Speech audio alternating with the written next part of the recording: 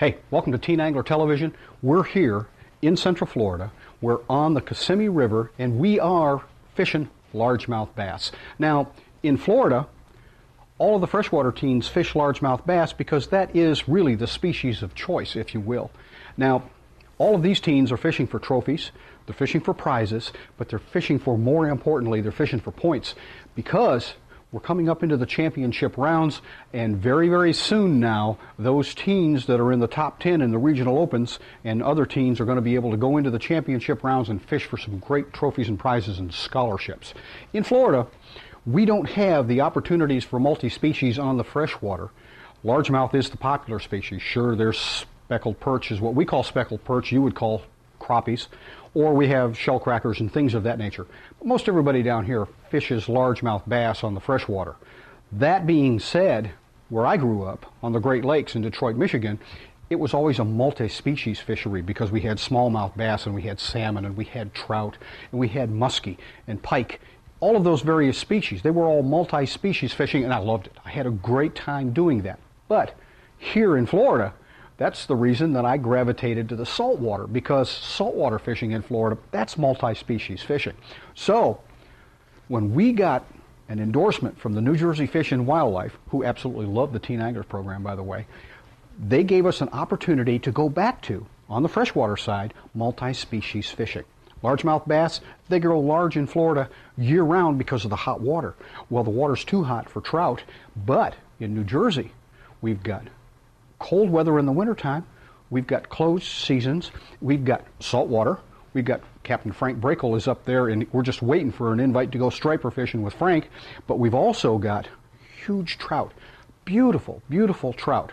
And we just had an opportunity to go find out about the New Jersey fishery and what goes on with New Jersey Fish and Wildlife as far as raising, taking care of, stocking, and fishing for some beautiful, beautiful trout. I mean, huge rainbow trout.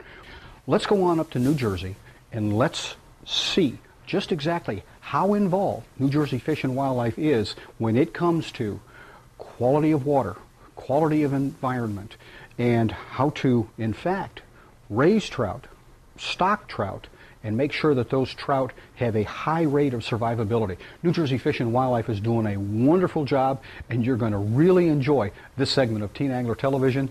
Let's go watch. No, you are not dreaming. How about this, huh? This is just what you're going to see when you get up into New Jersey at the Pequest Trout Hatchery. Unfortunately, this is not in your backyard. Look at these trout. Beautiful, huh? Here, Suzanne and I were arriving at Pequest up in the northern section, kind of the northwest corner of New Jersey. And as you can see, it is just a beautiful, beautiful setting for a place for a trout hatchery and an education and resource center. The size is something that really kind of impressed me. I didn't quite expect to see, I've been to some hatcheries in other states, but I didn't realize that New Jersey had quite an operation like this. All of the raceways, I mean, it's just, you can see the buildings in the background here. And basically in the buildings in the background, this is where most of the raising of the eggs takes place. You can see the big water towers, and it was just a really, really beautiful setting set in these foothills. Very, very impressive. Notice the water. Notice all of the cleanliness really, really had an impact on me, as you can see here. And as we zoom in a little bit closer here, yes, you were not mistaken. Those are little trout. After they get them out of the buildings where they get them from egg size, this is what we're going to be looking at. Look at the very, very dark color of this rainbow trout. This is a male. Notice the hook in the lower jaw. When they get ready to spawn, they take on this very, very deep color. Now, you might want to understand here that Kelly Davis is on the left-hand side there. He's from the Lebanon Laboratory there for New Jersey Fish and Wildlife. And we've got Frank Jaloski. He is with the Pequest Hatchery. These fish have been subdued with a chemical called tricaine.